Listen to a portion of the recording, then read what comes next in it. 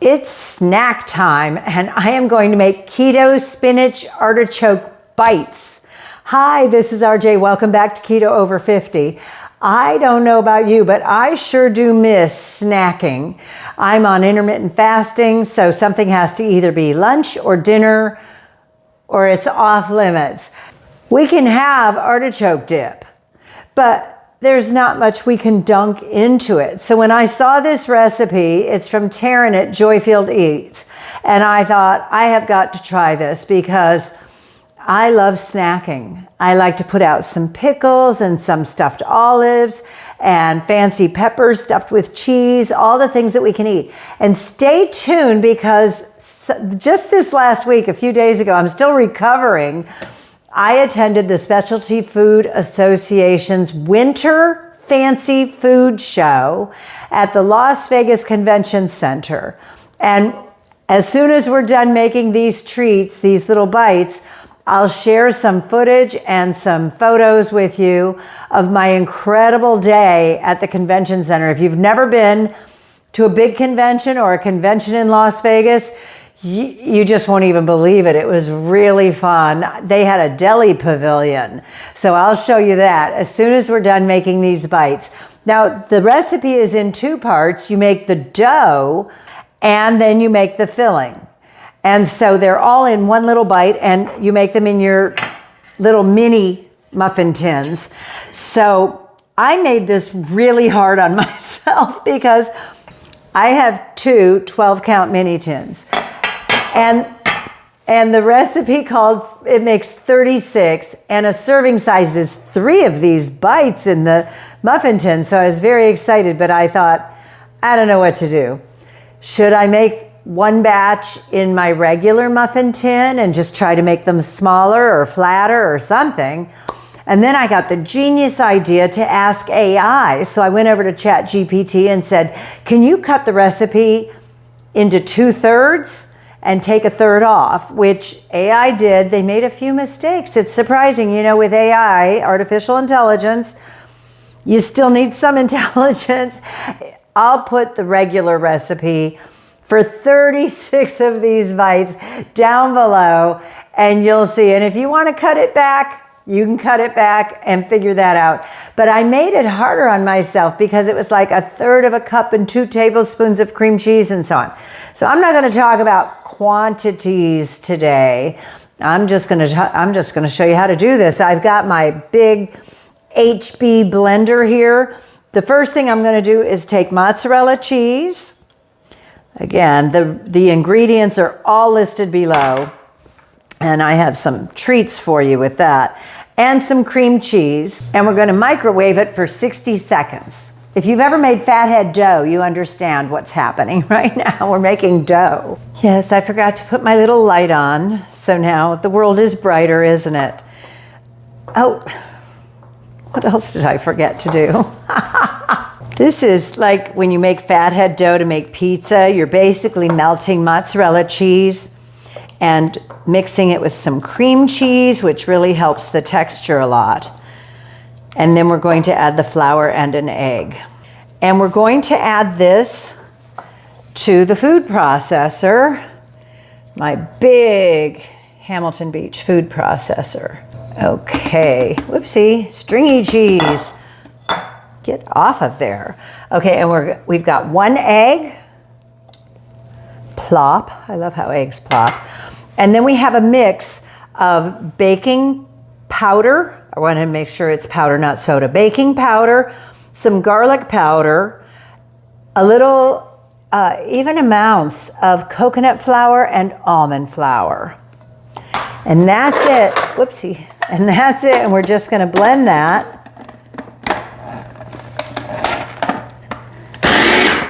We're just going to blend this until it forms a ball of dough. And I'm going to turn it out onto the board because I need to divide it into 24 pieces to make 24 little bites. I forgot what I was making. When you have a recipe that you have to break down, and like I said, I changed the quantities on this one, and it's originally for 36 pieces. So you have to break the dough into 36 pieces. Well, that sounds awful. It's really not. With this, I'm going to need 24 pieces. So all I have to do is cut it in half, and this is where your math that you learned in school is going to pay off. You're going to cut it in half, and in half again. You get the idea, right? So now I have 4, and I need 12 and 12, so 24. So each of these is going to be 12 pieces, and each of these together, not each, are going to be 12 pieces.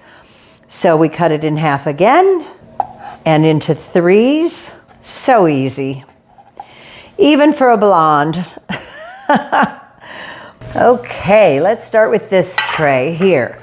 And you're going to put 1 block in each of these. You don't have to grease the pan because remember, you've got all that cheese in here.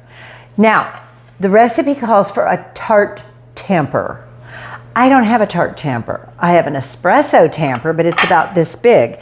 So I got creative, and this is what I hope I can inspire you to do in your kitchen, is think about what you have. I looked at my jars of spices, and some were too small and some were too big. This is sashimi togarashi, which is a very spicy Japanese seasoning. I looked at everything, and everything in my cupboard was either too big or too small. But here's the thing. I was starting to panic when I couldn't find a little jar of seasoning that would work just perfectly for the size of these muffin tins. I thought, I bet I have cosmetics, some kind of beauty serum or something that would fit perfectly. Well, this is just a little sample. I have a serum here that would fit perfectly in there, and I have a bottle of eye drops. Not an endorsement, I just use them every day. And so you could wash these off, and away you go. Look at the money you saved on a tart tamper. Okay, now they say dip it in water every time, and of course I'm not dipping in deep enough to affect the spices, but it's going to make a little pot there for the filling. It's just perfect. Look at that. Wow, I'm such a clever girl. And you just want to push it down. You know, I make some cookies in these that have a wonderful, like a chocolate chip style cookie base. And then you fill them with fudge, or you can fill them with peanut butter, and they're just so good. I had to tweak that recipe. Maybe I'll make it for you soon. I had to tweak that one a little bit because they were still gummy when they came out. So I did this, and then I baked them again. So little tip, just a little tip. All right, so let me get these done. You know how sometimes when you find a recipe, you just know it's going to be good. Well, since I've been on keto, we see artichoke dip everywhere, but we really can't dip anything into it. I used to always make this for parties, and you could put it in a big bread bowl, or you could serve it with breadsticks, or anything that we're not allowed to have. Tortilla chips, you know, you ever sit in a Mexican restaurant and shovel those with some artichoke dip? So I was just very excited to try this. Now, it doesn't say to use a beater. It just says mix. The recipe just says mix. But I thought I'm going to use a blender because I'm going to use my mixer because I'm going to put in the chopped artichoke hearts and spinach. And I just feel like it might need the advantage of the beaters. So that was cream cheese, softened cream cheese. A little bit, you split the Parmesan cheese. And I may put on, I have the other half here, but I may put on shredded Parmesan cheese on top. And you put that on when it comes out. Now we have the creaminess of sour cream and mayonnaise and the flavor of some garlic salt. The recipe, just FYI, the recipe called for garlic salt. I just use garlic powder, and I know there's a little difference, so I'm going to add just a dash of salt to this. Just a dash. We're going to blend this together. Now, this is the part where I think I'm genius, because it's going to be easier to do this instead of stirring it in. Maybe. It might clog the beaters. I don't know. I have not made this before. I'm making it for you because I want you to have a wonderful appetizer, a little snack. Maybe 3 of these could be your lunch. A serving size is 3 bites. 3 of these, those are considered bites. Okay, let's see if I'm a genius or not.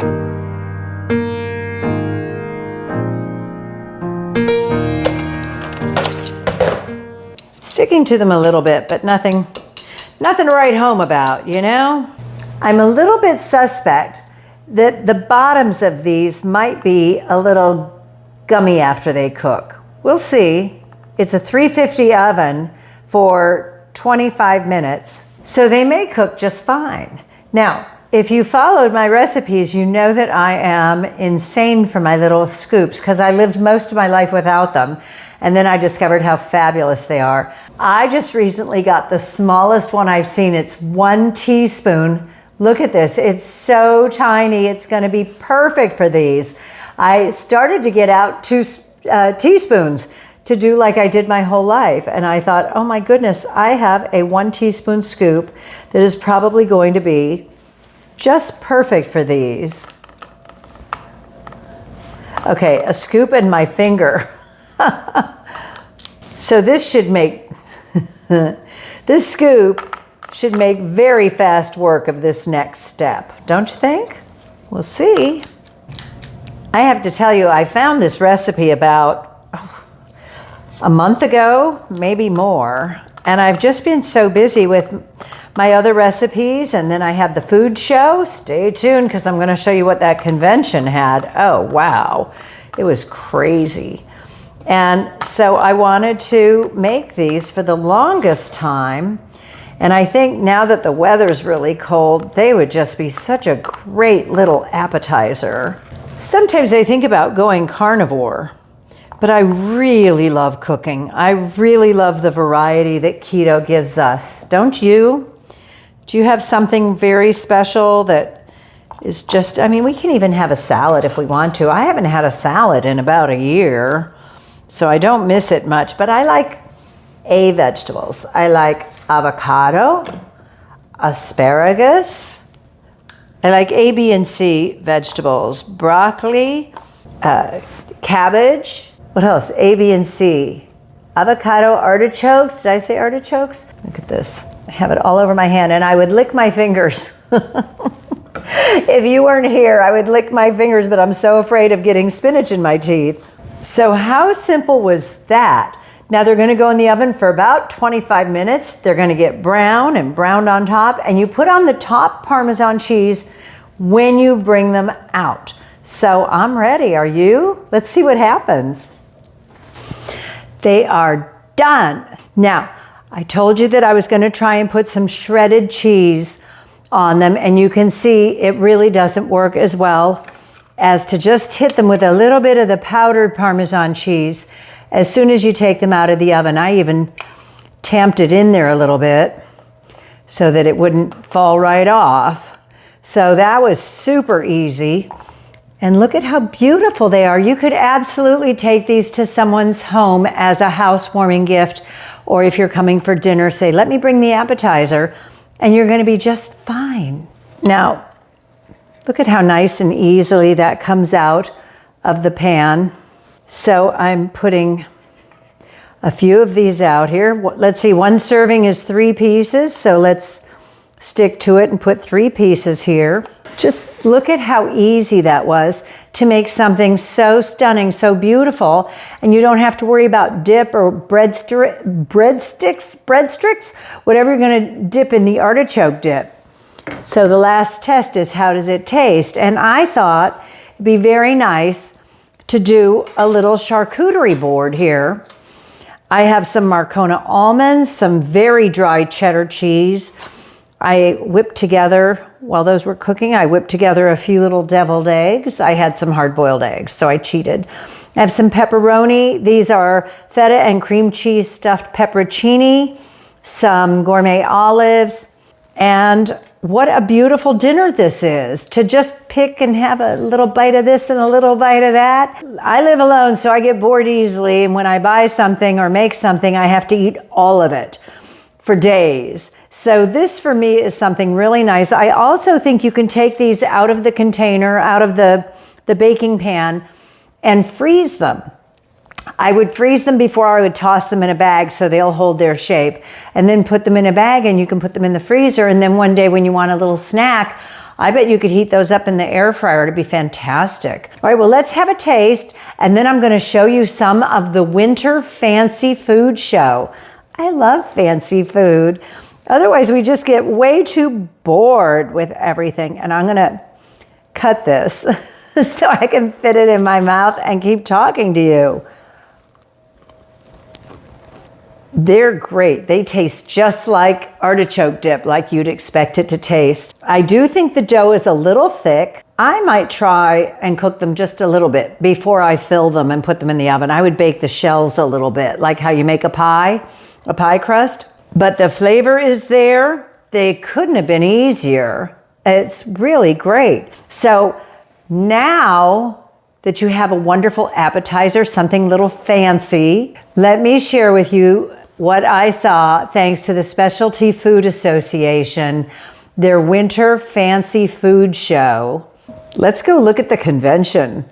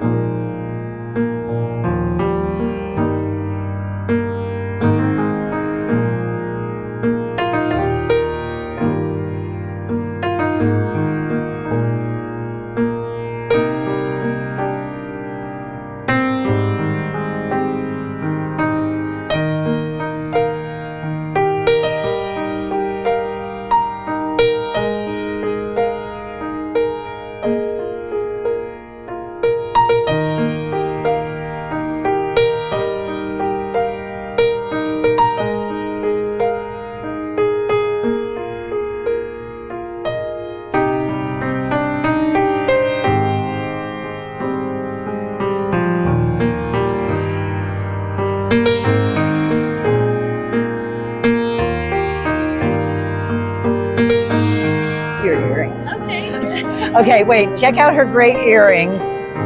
Aren't those fabulous? I don't know how those will show up on YouTube, but go ahead, honey.